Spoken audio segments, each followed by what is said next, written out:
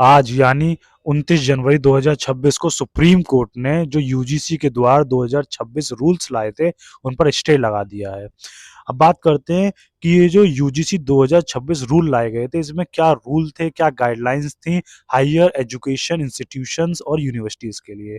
तो सबसे पहली बात तो यूजीसी ने अपने रूल्स में जो डेफिनेशन है डिस्क्रिमिनेशन की उसको और ब्रॉड करा था, जिसमें उसने ये एक्सप्लेन करा था कि किसी भी तरीके का discrimination based on gender, religion, linguistic, place of birth और सेक्स, रेस, इन के बेसिस पर एससी, एसटी, ओबीसी और women and a person with disability के साथ किसी भी तरीके का भेदभाव, डिस्क्रिमिनेशन नहीं होना चाहिए। उसने कुछ गाइडलाइन जारी करी थी, जिसमें पहला गाइडलाइन ये दिया था कि देयर इज अ मैंडेटरी कि हर एक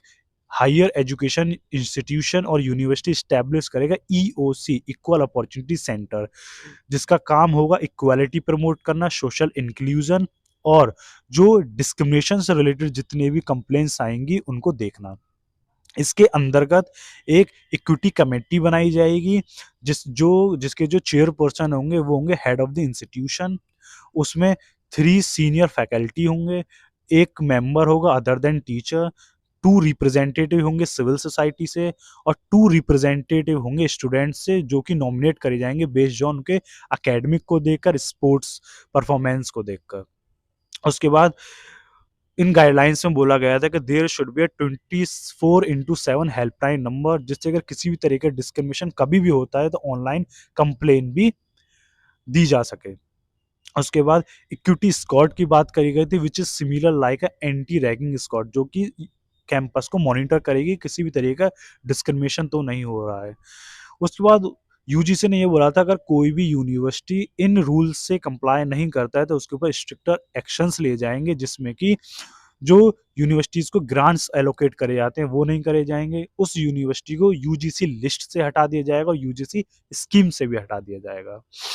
अब अगर कोई कंप्लेन करता तो उसका प्रोसेस क्या होता, तो इसका प्रोसेस ये था, अगर कोई भी कंप्लेन करता है ईओसी में या फिर इक्विटी कमेटी में, तो 24 घंटे के अंदर अंदर जो इक्विटी कमेटी है वो अपनी पहली मीटिंग करेगी। उसके बाद 15 दिन के अंदर अंदर उनको एक इंक्वायरी रिपोर्ट बना के वीसी या फिर प्रिंसिपल को के सामने सबमिट करनी होती। उसके बाद 7 वर्किंग डेज के अंदर अंदर जिस पर्सन के अगेंस्ट कंप्लेन आई है उस पर डिसिप्लिनरी एक्शन लेना था।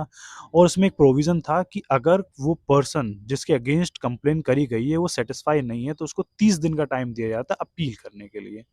तो ये सब गाइडलाइंस थी, ये गाइडलाइंस इसीलिए आई थी जिससे कि